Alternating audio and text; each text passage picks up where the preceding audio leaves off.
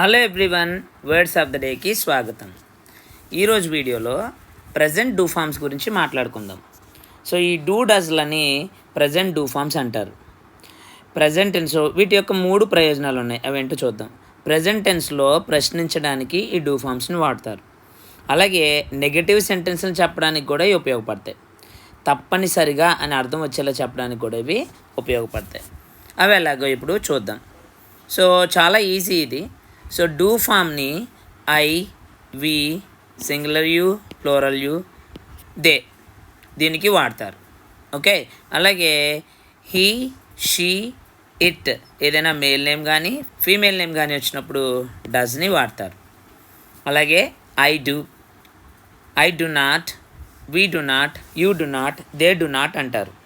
అలాగే he does not, she does not, it does not, Ankita does not, Karshak does not అని అంటారు. Okay, ఏదైనా ఒక విషయాన్ని మనం ప్రశ్నించాలి అనుకోండి, డూతోనే స్టార్ట్ అవుతుంది. డూ యూ నో, మీకు తెలుసా? అలాగే నో నెగటివ్ అంటే ఏంటి, లేదు అని చెప్పాల్సినటువంటి సందర్భం వస్తే డు నాట్ని వాడతారు. I do not play chess, you do not ride a bike, snakes do not walk. Okay, ఇది చూడండి. ప్లీజ్ డూ కమ్ అంటే అర్థం ఏంటంటే తప్పనిసరిగా రండి అని అర్థం అనమాట. ప్లీజ్ డూ కమ్ అంటే తప్పనిసరిగా రండి అని అర్థం.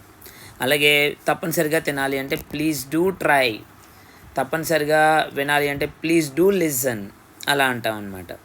So they don't know the truth, వారికి సత్యం తెలియదు. అలాగే డస్కి సంబంధించినటువంటి కొన్ని ఎగ్జాంపుల్స్ కూడా మనం ఇప్పుడు చూసేద్దాము. డస్ హీ ఈట్ ఫిష్, అతడు చేపలు తింటాడా?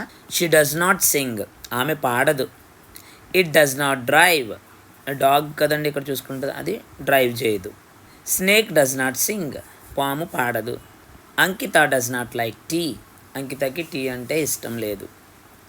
కర్షక్ డజంట్ స్పీక్ తమిళ్, కర్షక్ తమిళం మాట్లాడరు.